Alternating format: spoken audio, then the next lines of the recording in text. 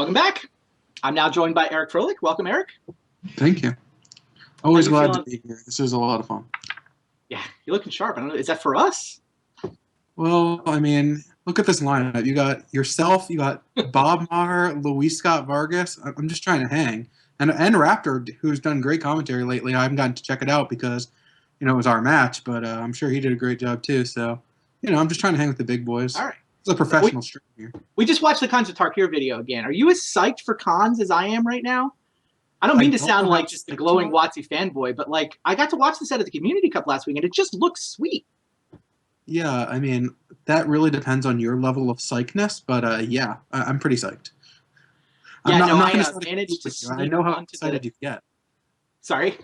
So I'm not going to try to compete with you. I know how excited you can get, but yeah, there's a lot of sweet things going on. There's a lot of things I really like, and yeah, it'll be interesting. Seeing the excitement from some of these videos and pictures from, what was it, PAX? Is that what it's called?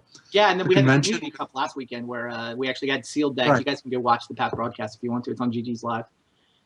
I managed to sneak onto the Magic Online beta environment sort of late at night while the Community Cup was, the Community Cup had ended for the day. We managed to sneak on and check the set out. It was super fun. Yeah, that's pretty cool. I'm pretty jealous of that. I wish I could go play pre-releases. I'm sorry on your behalf for the Wizards team losing. I mean, as part of the community, I had to cheer for Pork Bun Oath, Paul Cheon, but I know how near and dear that Wizards team is to your heart. I understand. That was a great event, though. It was really, yeah, the Wizards team was so stacked. That team was ridiculous. This is the closest ever. I thought they had it. When they had to come back to actually get back into the lead going into the afternoon, I thought they were going to win it. Yeah, they were really doing well in everything that involved actually playing Magic. I mean, the Iron Root Chef was not really playing Magic, if you ask me. The community team built the flavor better, I think. Yeah, it sounds like our players are ready. So we've got Josh Utter-Leyton and Rich Shay. What are you looking for from this match, Ephra? What am I looking for? Wow, I'm looking for predictions for decks. The metagame, watching the metagame. Rich Shay to play a similar deck to what he played last time. It's the deck he's been playing a lot, and he did pretty well with it. It really depends on how, who you're going to metagame against. I don't know who Rich plays beyond this week, but anyone who knows Raptor has heard him do commentary or talk about Vintage knows he's not the type to play a deck that isn't blue or combo or a combination of those. Yeah. So I'm not sure exactly how the Dak Faden deck matches up against one of those type of decks, but if it's good, then yeah, it's probably the deck he's going to play. If not, I mean, Rich can certainly play any deck. He's been around the Vintage scene for a very long time. So, the same kind of analysis as when we talked about Steve. Yeah, we can put him on any deck. There's no pigeonholing them. So we know the decks that they play the most, and so those are the favorites, but it could be anything. We'll probably just play Doomsday. Show up with the Steve Menendian list. That would be I see a Notion Thief in Rich's hand. It looks like he's still on probably the Control Slaver. It's certainly Grix's Control. Yeah, all 7 cards in these hand were definitely in his deck last week, so we can expect probably something similar. Josh is on Pyromancer. Okay, that's cool. What is the red card on the end of that hand? That looks like Pyromancer's Ascension. Whoa! He's playing Pyromancer's Ascension in Vintage? This is why I love thing. This is why Channel Fireball's had so much success over the year. Look at Raptor. He just comes up deep. Wow. Already has 2 probes in his hand, too, and Thought Scour to try to load up that Ascension. This could be crazy. Is this actually a thing? Do people do this, or is this like a Raptor original? I'm going to get blasted if this is a thing that people do, and I'm saying it's a Raptor original, but I'm going to say that I think it's a Raptor original, because I have not heard anything about this. No, I haven't seen it. I don't think the mono blue deck that I played this week that Dave ended up playing as well is a very common or known deck, but it's certainly a deck. It shows up on Moto. It's done well in a bunch of tournaments. Anyone who pays attention to Vintage knows about it, but if you don't pay attention to Vintage, you might not hear about it. It's not necessarily on everyone's radar, but if you're in the community, you know about it. This I've just never heard of. So, awesome. Awesome. Raptor does love his sweet off-the-wall combo decks. I wonder if he's running back to Baubles. Probe is kind of like a Bauble. Right. See, this is so interesting. Like, one of the reasons why I would guess that Pyromancer Ascension isn't a thing, like, again, if it is, I apologize. People I don't think it is. correct me immediately. But lots of the powerful instants that you're going to want to use with Pyromancer Ascension are restricted. So it's not very easy to turn on, I would imagine. Nakataxian Probe? Well, yeah, I said the powerful ones, not the ones you can leave as well. But, like, between Ponder and Brainstorm and Time Walk and Ancestral, these are all restricted cards, so pretty crazy. Wow, Rich is going to force a will young Pyromancer, not realizing the young Pyromancer is clearing a path for the real Pyromancer power. Raptor with the bait. Yeah, I think so. Wow. So Rich's deck not really. It's not that good. Yeah, I mean, I guess you Mystical for Ancestral here. Upkeep Mystical. That would be my line. I don't know if it's incredible or anything, but at least it's something to do. Your Yawgmoth's Will is currently useless, and Tinker doesn't have an artifact, so. Yeah, I think it's a Mystical. Well, it's an end step Mystical. We're still in Raptor's turn. He's going to fire off a Gataxian Probe. Yeah. I'm assuming holding off the second probe for when he gets the Ascension into play, but, you know, the path is currently clear for that Ascension. Of course, Mystical Tutor is going to get something, but I don't know what that is. Wow, he drew Force of Will off the probe. Sure, might as well have 4 Force of Wills in your Pyromancer's Ascension list, right? Yeah. All right. The chat is saying it's not a thing. And it's also not good because of Abrupt Decay, Thalia, and Thorns, which all make a lot of sense. And yeah, Thalia in this league. So we haven't seen much in the way of Abrupt Decays either. You're right. I was testing some with Dave. He was looking at possibly playing a bug deck, and Abrupt Decay has made my back to basics feel a little bit weak. But yeah, no, Abrupt Decay is the reason to play that bug deck. Yeah, I just don't think that suits anybody's style all that well.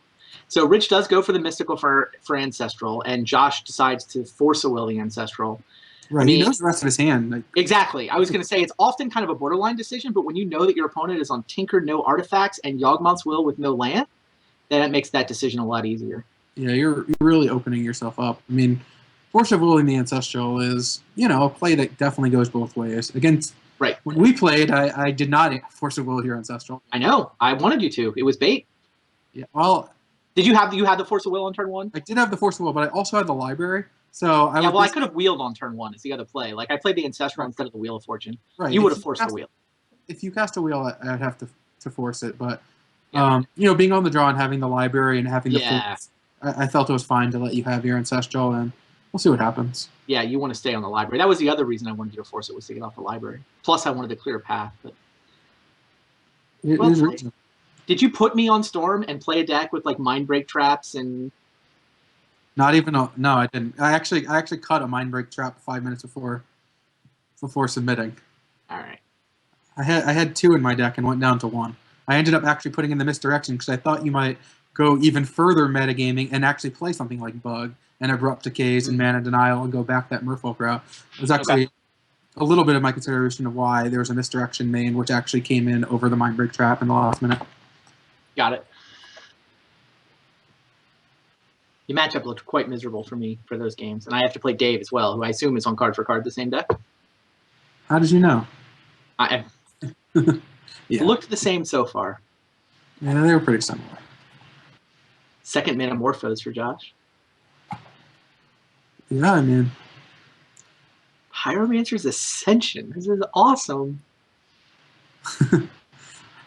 I like how he just likely didn't put his opponents on playing any of the sweet cards that are very commonly more or less played in a vintage metagame that make Pyromancer Ascension pretty bad.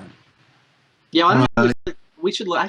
I may look up who his other 2 opponents are, because if he's not expecting to run into a Shops deck, then this makes a ton of sense. Abrupt Decay is real rough. You're not running into Abrupt Decay in this field. Like there's like one Abrupt Decay in my sideboard. I think that's the only one anyone ran. He plays Luis next round. No way is Luis playing Shops. Yeah. And then he plays Bob, who is actually playing Shops. So, but kind of an upset. We could also play the Oak deck similar to what Bob played in the first set of weeks that does play Abrupt Decay. Yeah, fair. So Raptor's Ascension is on, and he knows the contents of Rich Shay's hand, and it is not good contents.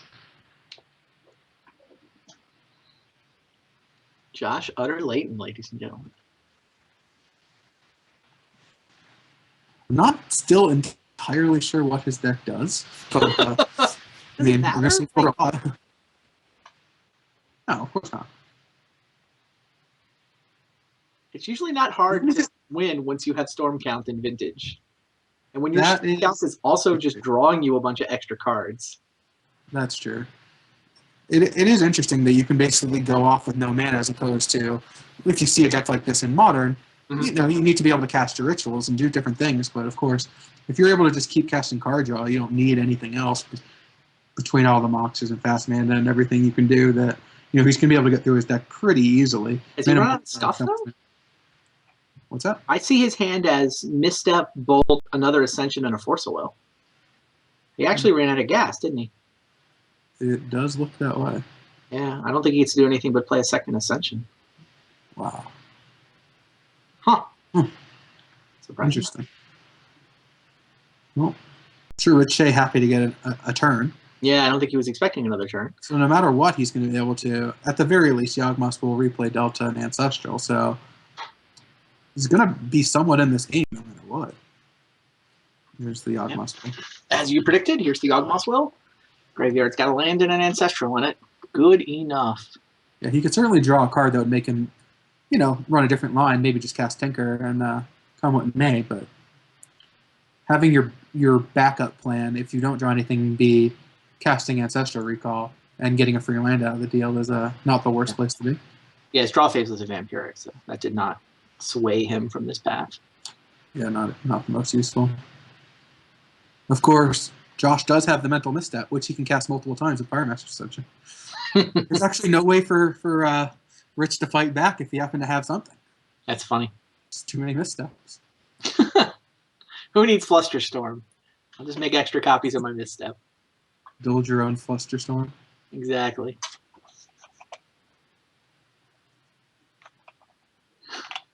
Looking at the chat, Dave Williams is saying Josh is gas. There's no arguing that. All right, let's see another sweet card. Let Raptor start going off again. Ascension number 3 is not the sweet card he was looking for. Ugh. I mean, it is a sweet card, to be fair. Fair. But to be more fair, it does nothing and it's very bad. I guess it actually does quite a bit eventually as soon as he draws anything, but assuming he draws anything, he probably wouldn't need something. That's the twist. Right, what do you Vampiric for if you're Rich Shay? Anything you can tinker away, right?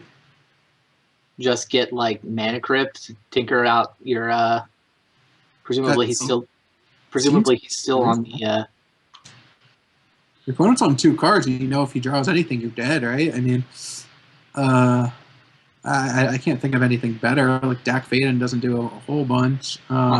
Could get a Jays. If you could get a Notion Thief out, it would be pretty good, but Notion Thief is already exiled. I don't know if he runs 2, and he doesn't have enough mana right now. Well, it's an end step? No, it's an upkeep Vampiric. Yeah, he tapped out last turn for the Yawgmoth Will. Yeah, I think you just get Mana Crypt and then tinker out the Mere Battlesphere. Yeah, I mean, Josh is already down to 9. I don't know if there's anything else that can deal more damage fast. He's not even being punished for having a Battlesphere instead of a Lightsteel. He is going to Wow, he goes Dak Faden. Really? Yeah, that's like the only other option. I just didn't know if it did a lot. What does it do here? Just going to steal the Mox Jet, try to turn off Yawgmoth Will? Is that... Or Really? Demonic Tutor, or like that? I mean, it does. Sure. I'm sure Josh has some sweet black cards in his deck. Actually, what it does do is allow him to have Dak Faden in play, cut him off on black mana, and it is something from the Tinker away next turn. It is a turn slower, but if it turns off a black spell, this is a thing. But you give him an extra draw phase. Potentially. It also, let me think. I'm trying to think how many cards he can draw that by having that Mox in play and then being able to use Dak Faden, whether he can Tinker into a Mindslaver and be able to use it. If that's more like likely. It certainly it doesn't give him any concerns. For the record, Josh drew a blue card to go with his Force of Will in the draw phase that he would not have had if Rich had just gotten any random artifact. Interesting. Yeah, I don't know. I mean, Rich obviously knows this format really well. He knows this deck better than either of us do, for sure. But it feels like the more straightforward line, he would have had Mirror Battlesphere in play, ready to untap and attack for lethal. Right. It turns out he would have just won the game. Yeah, but I mean, obviously we see the hands, and that's results-oriented thinking. That doesn't make it correct. Just means that we know Josh doesn't have anything that he's going to be able to go through the motions and just win. So perhaps the other consideration is that maybe his card was already Force of Will Mental Misstep or something along those lines. Another blue card he can't cast, maybe Double Force, where he doesn't want to just get something and lose his Tinker and rather have the Dak fade in. So if that gets countered... Oh, the Dak fade is bait? Because what is Josh holding? That makes sense. Those are just. I mean, I'm trying to think. I don't know exactly what his thought process is, but I mean, Dak Faden is certainly an excellent card to have in play. And like I said, if he does draw something that gives him multiple mana next turn, and he will have 3 draw steps at it with Dak Faden in play, he can tinker and get Mindslaver and potentially lock Josh out of the game, or do something sweet, or just go get the Battlesphere. Let's say he just hits Time Walk, he just wins. Good point. Tinker, Battlesphere, Time Walk. Or he can hit Jace. Jace is good. Oh, and it runs it into a Pyroblast. We got ourselves an old-fashioned top deck war here. Can we point out again that this is game 1? I know. But Josh is sweet. Main deck Pyroblast. He knows what field he's going to be running into. Maybe a little sad when he plays Bob. Yeah, it's not going to be the hottest in that matchup, but yeah, we'll just get a couple Ascensions out and not fizzle.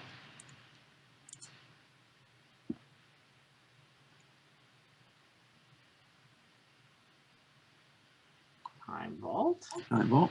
Interesting. Halfway there. Altaic Key is now lethal if Rich Shay can find it. Do you think that Josh runs his own Dak Fadens? No, I don't. It does go pretty well with Pyromancer's Ascension, and it is just a good card. It would be great against Bob, and it would be good in this matchup. Like, imagine if he had tinkered away, got Blightsteel Colossus, and Josh just goes Dak Fade and take it. That would be gas. Remember way back on turn 2 where Rich chose to use a Force of Will on Pyromancer? Yeah. You go out on a limb and say that was important to this game. It ended up being quite important. I would have to agree with that. Although if he had a Force of Will to force through Tinker that just wins the game, you know. But yeah. Through a million tokens, it wouldn't have. It does 4 damage each time. Raptor's at 6 currently, so. I mean, I think Rich might have died to tokens. No, I mean, the Force of Will play certainly didn't argue that it was right, and probably won him, or kept him in this game. Obviously, this game is still going, and I don't even know if he's favored, but. No, I think Josh is favored now. I mean, they're in a top deck war. Josh is sitting on Pyroblast Misstep. Wait, that's I guess both players have a Misstep and a Lotus in their hand, hilariously. Josh is up a Pyroblast. Has the advantage with main deck Pyroblast. The second main deck Pyroblast.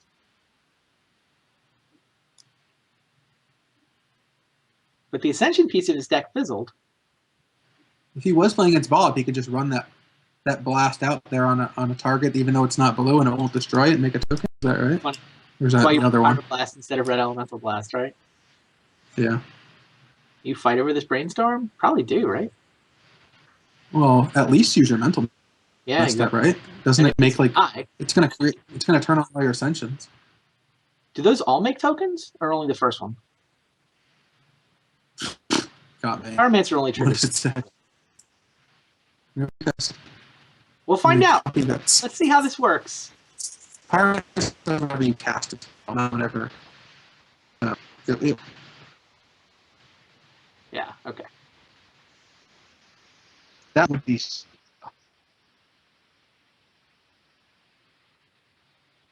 Yeah, Eric, your mic is a little scratchy here. I don't know if you have the ability to be closer or adjust it.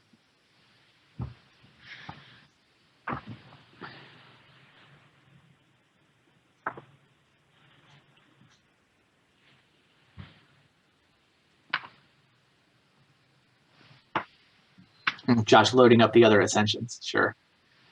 Yeah, they're all turned on, although Of course, any burn spell is going to be a million damage, and any card draw spell is going to be draw your whole deck.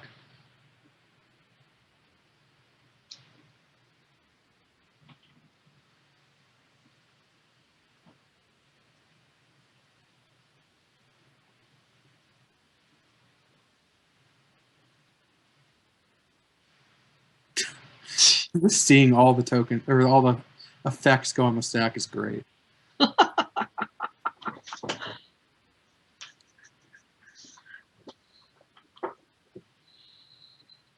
No brainstorm for you. Oh, Did yeah. he not make the mental misstep copies? How did Rich get into this fight?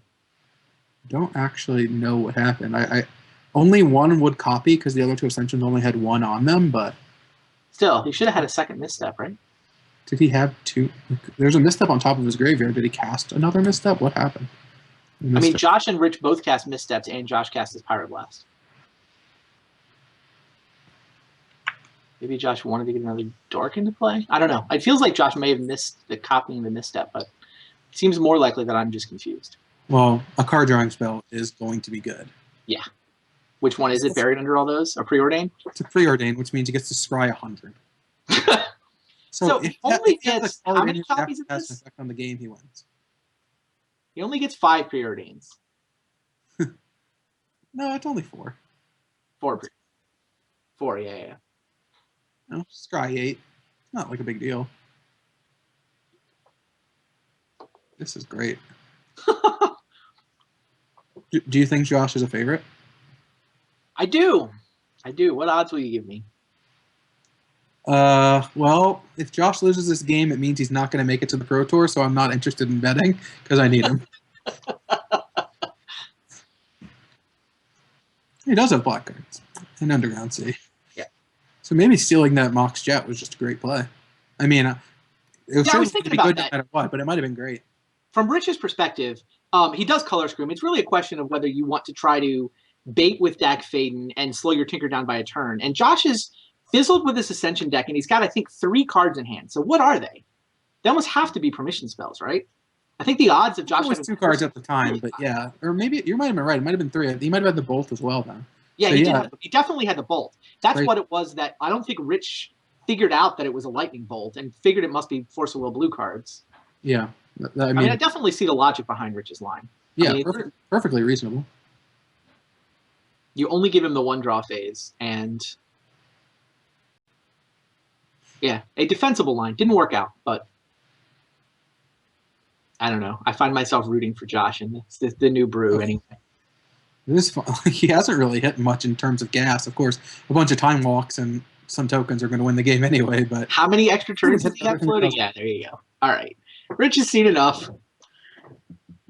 Now, who knows what happens in sideboarding?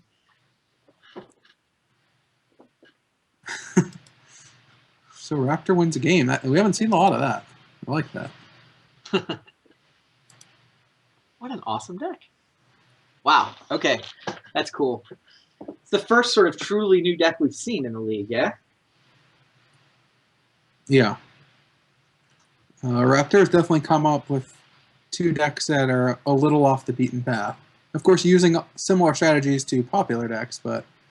Yeah, his Storm deck wasn't that far off. It was basically just extra Urza Baubles on something similar to what Reed Duke played at the Eternal Championship. Far more into like the Windfall plan and had all the draw 7s imaginable and no Oath. And it was really, really all in and had 20-something artifacts and Mox Opals and really dead to Null Rod, which luckily I had. Right.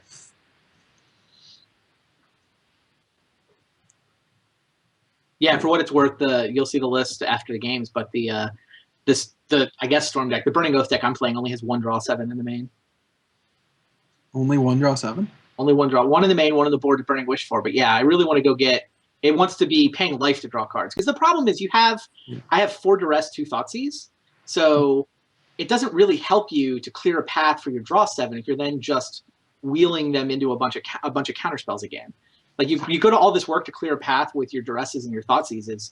So I want to be clearing a path for oathing up Grizzlebrand or showing out Grizzlebrand or Necro or Bargain. I don't know. Makes sense, but it actually warped the way that I played against you dramatically. If you remember, I was casting second Jaces because Of course, I played Jace Brainstorm and hit 3 Jaces and had no way to shuffle. Okay. But my hand was all counterspells, but I had no way to stop a draw 7 or necro type card. So I actually wanted to keep you off draw 7s and potential black mana because you had 1 card in hand and 2 black in play. And so my hand was like mental missteps, spell snare, steal sabotage, misdirection. I'm just like, all right, Wow. if he just draws like a draw 7 or just slams a necro, I just can't. Well, I had necro in hand the whole time. I was pinched on black. I sent the rituals into the Grizzlebrand on turn 2, which of course you had the force for.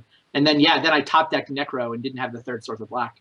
Right. So when I fate sealed you, I was looking to avoid the draw 7s or a black mana source, figuring that there was a reasonable chance that was your last card. And one of the few things I couldn't beat. Oh, sure. Of course, when you gave defense grid is just perfect for my hand of a million things that counter defense grid. Yeah. Game 2. I'm kind of sad that this is week 1. I can't wait for next week when we can discuss Josh's sideboard because it could be anything, right? Yeah, who knows? Like a lot of these sideboards are kind of similar, a little stock. Like you kind of know what you're going after. There's some dredge cards, some stacks cards, and then the cards for the matchups that you're weak against. But Raptors deck could have anything. He already has the Pyroblast main. Yeah. Whee! Now what? I believe we're waiting for Rich Shay to decide if he would like to play or draw. I think there's a right answer to that question. Yeah, if I'm Rich, I think I play in this matchup. What do you do? I play first. It's reasonable. Sometimes I walk away from my computer to get a drink, though. That's my read. That is a reasonable read.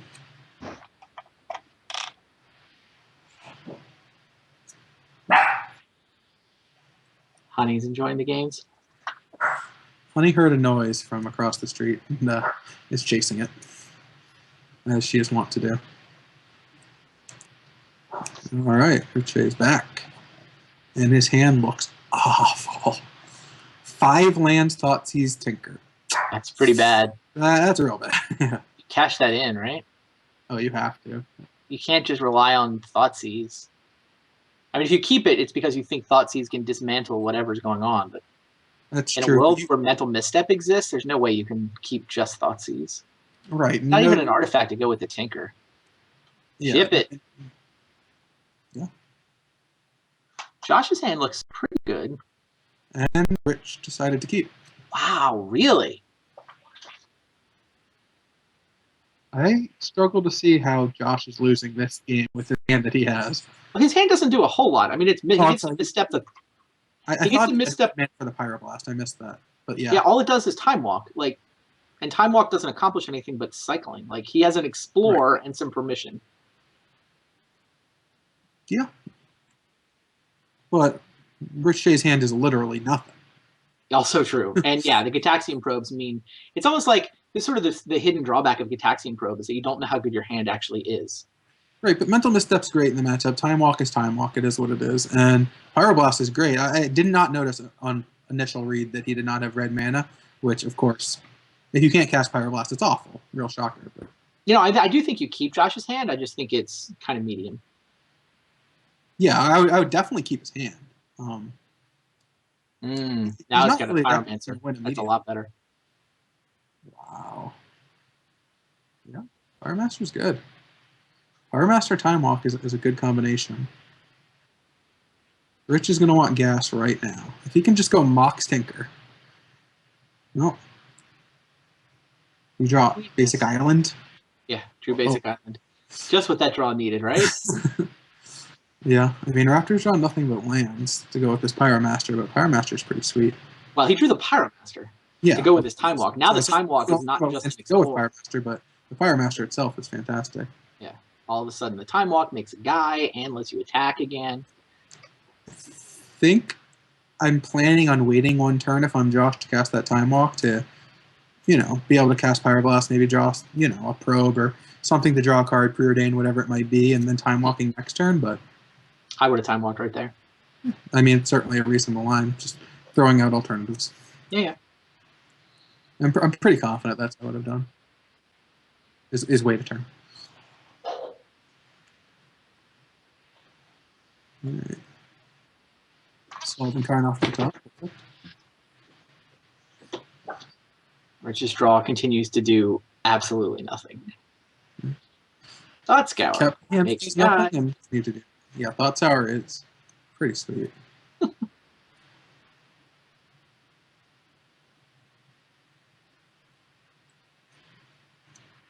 Josh is super ahead.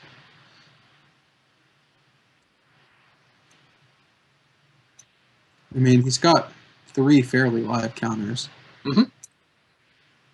Yeah, look, he's going to get on the board here, isn't he? He's up a game. He's not anywhere near the Pyromancer's Ascension shenanigans, but No, I mean, Pyromaster, a couple of dorks seems like it might be good enough here. yeah, Rich had to force a will the Pyromaster in game 1, or else he would have lost incredibly quickly. And Right. in this game, he around, didn't have the 5 lands and just got annihilated. Although this doesn't actually look quite as bad as some of the games that he played against you. He looked like he was more dead and found a way to win. But this time we can see his hand. It's 3 lands. Like before, Randy has everything, and he's got no board. He's dead in next turn. This game's over, and he's just like, Mirror Battlesphere, strip mine my own land, come back. But with 3 lands in hand. There's half your life, and I have a Force of Will.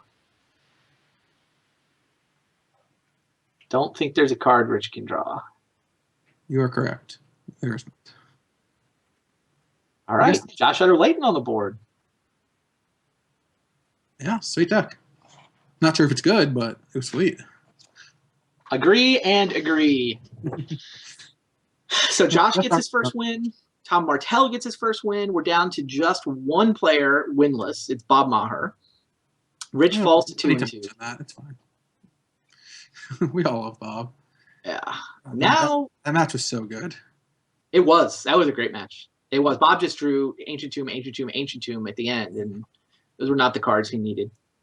Yeah, he drew about as poorly as you possibly could after the opening hand. His opening hand was quite good, obviously, at the Wasteland strip line is exactly where he wanted to be with a workshop, and put, Tom on basically a 1-turn window to have to hit, whatever, six cards or so maybe that produce colored mana. And yeah, just worked out. But interesting. I'm definitely interested in Rich Shay's thought process on keeping that hand, because I think to me that was a snap mulligan, like not even one that I would consider keeping. I'm not sure exactly how you felt about that hand, but I paused to think about whether one Thoughtseize was devastating enough in the matchup, but I didn't pause very long. I concluded ship it after about 5 or 10 seconds. Yeah, I mean, certainly trusting Rich Shay's opinion on played the deck a lot more than I have. I assume a lot more than you have, but I've played a lot of Magic in my day. Again, it's not been as much vintage, but I'm well aware of a hand that just doesn't do anything. Right. You're playing against a deck that has a lot of action against that type of hand. Yeah. And of course, his draws were also horrendous. I mean, he drew nothing but lands after keeping a hand with nothing but lands, so it made it look even worse than necessarily it was. But yeah. But now we get the main event. This is the main event, huh? Steve Menendian versus Chris Bakula. Yeah. 3-0 versus 3-0. I mean, it's a round robin tournament, so these guys didn't get paired because they were 3-0. It's not like Swiss. It is just happened to be that our random pairings at the beginning of the year give us sort of the perfect round form. Yeah, that is interesting that we had 2 2-1s at the top, 2 3-0s, and 2 0-3s all paired this round. So it goes back to our second round where we had all 1-0s versus all 0-1s. Like a lot of crazy things happening with the pairings. But yeah, this is definitely the main event. This is to see who is on top of the field, untied, unscathed, and yeah, they've both crushed it with their first decks. Definitely curious to see what they go to. I definitely think Steve is not going to be on Doomsday. That's my take. And Bakula, I would almost be surprised if he wasn't on Chops. I think he's going to stay on Chops. So you think Bakula stays on Chops? You think that Menendian switches? What does he switch to? I thought going into week 1, I played Steve in the first set. I thought he was going to play his more trademark deck, the deck that I've seen him play the most, and it's like a blue-red Delver, sometimes with green, sometimes without. That was definitely the type of deck I expected him to play, and I was kind of surprised that no one played it in the first set of weeks. And so, Luis and I talked a little bit, and we both certainly expected at least someone to show up with a deck along those lines this time, and Steve's the biggest favorite to do that. That deck's pretty good, and obviously has a ton of experience with it. And yeah, but wouldn't surprise me if he just played anything. Like I don't think he's really the dredge or shops type, but you know, it's certainly a deck that he's capable of playing. All right, let's see what happens then.